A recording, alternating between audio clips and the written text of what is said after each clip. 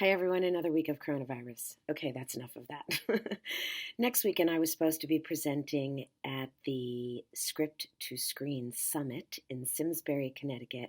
I was asked to be a speaker and do a presentation on loglines. And recently, someone on my Instagram account actually also asked me to speak about loglines. So let's talk loglines. Loglines are tricky. They can be difficult and challenging in a number of ways, so let's just talk quickly about what a logline must do. It must tell the story of your story. There is a person or a main character, maybe it's an animal, but there is a protagonist who faces some sort of issue or problem and must resolve that against the odds presented by an obstacle. And that obstacle can be internal, they can be within your main character, they can be the antagonist, so the other main character who is going to oppose your main character, or it could be situations out in the world at large. Maybe it's a combination of those things.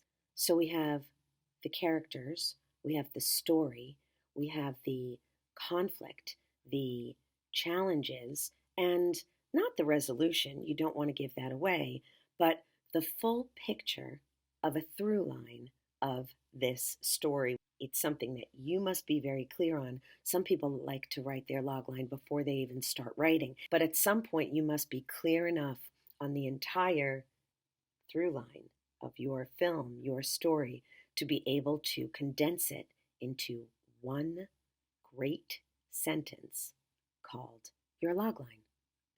You have to understand going into it that loglines are going to take you a good amount of time to write.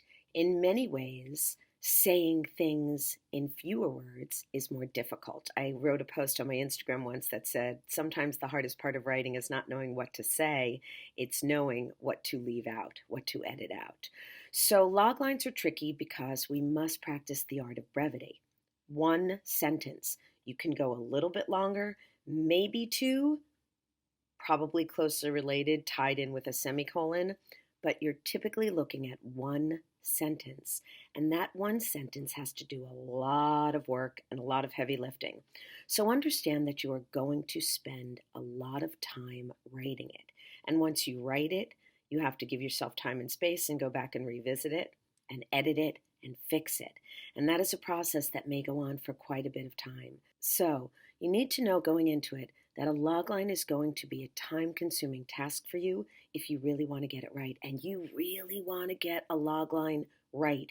It is not just for pitching. It's not just the first line that you'll present in your pitch Bible.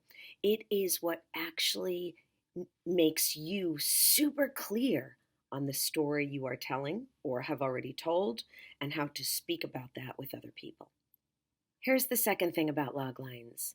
You are going to try perhaps to say too much. I have seen loglines that are really more of a short synopsis than a logline, really like a paragraph. As I said, it is basically one sentence, maybe a complex sentence, but one sentence. It cannot be too narrative, it cannot be too descriptive. It has to do what we already said a logline must do, and it has to do it effectively, efficiently, and fairly quickly. Here's the other side of that coin. You cannot say too little. If you have left out any of those important elements that we've already covered, who is facing what challenge and doing what to overcome it, if you haven't answered all of those, then you don't have a logline either. So I've seen loglines, for example, sometimes where someone will say, a woman tries to record a video on a day when the sun is giving her too much backlight. All right, that says who I am and what the kind of little obstacle I'm facing is. But that doesn't talk about what I'm going to do to overcome it. It gives me the setup of the story, and that's a bad story. I was just riffing. It gives the setup of the story, but it does not say where the story is going to go, why I'm going to sit there and watch it for 2 hours, or even, in fact, what 2 hours of screen time are going to be about. That story is not enough to fill up 2 hours of screen time. I have to see the whole story. And don't worry about giving away the surprise ending. You don't have to. And you probably shouldn't. But you should tell me enough that I can see the possibilities of where the ending may go, or even that there could be a surprise ending, because I can see by looking at your logline or listening to your logline in a pitch that there is a through line, that there is a place where this story will go and where it will end in possibly surprising, but certainly interesting ways.